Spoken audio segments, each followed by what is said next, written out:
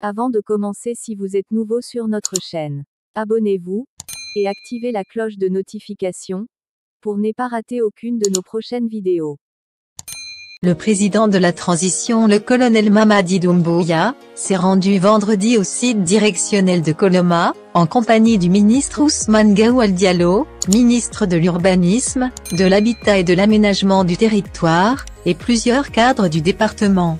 Objectif: s'enquérir des réalités sur le projet de construction des infrastructures publiques, sur le site de Kapororaï, où des milliers de familles avaient été déguerpies en 2019, sans aucune indemnisation. En réaction à cette visite, le porte-parole des déguerpis de Kapororaï, P2, et Dimes dénonce un manque de compassion à l'égard des victimes. Le colonel Mamadi Doumbouya est allé sur le site, il n'a fait aucune déclaration. Le ministre qui était avec lui et qui lui servait de guide n'a, lui aussi, eu aucun mot à l'égard des victimes, regrette Mamadou Samba Sow, et le pire, regrette le porte-parole des déguerpis, ce que ces terrains ne sont pas restés vides, depuis le début la nuit des temps. Et, on a l'impression que c'est ce qu'on a voulu faire croire au président de la transition. L'autre chose que nous regrettons, c'est le fait que le ministre Ousmane Gawal Diallo ait déclaré que l'aménagement va concerner 169 hectares, pour les domaines de Kapororaï.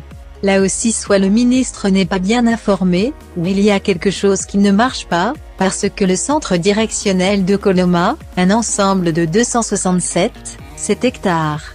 Et, en 1998, au temps de l'ancien comté, 169 hectares avaient fait l'objet de déguerpissement. C'est ce que l'ancien ministre de l'Urbanisme, Ibrahima Kourouma déclarait. Alors que les 169 hectares n'étaient occupés que par des garages, des baraques mais aussi des kiosques.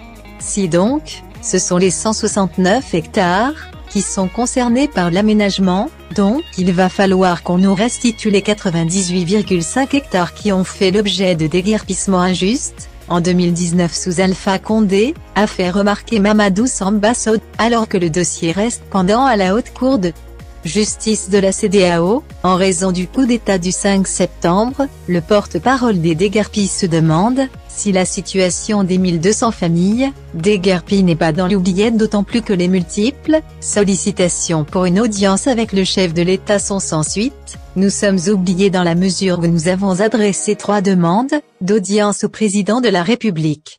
Chef de l'État, plus un mémo qui sont restés sans suite, regrette-t-il. C'est tout pour aujourd'hui.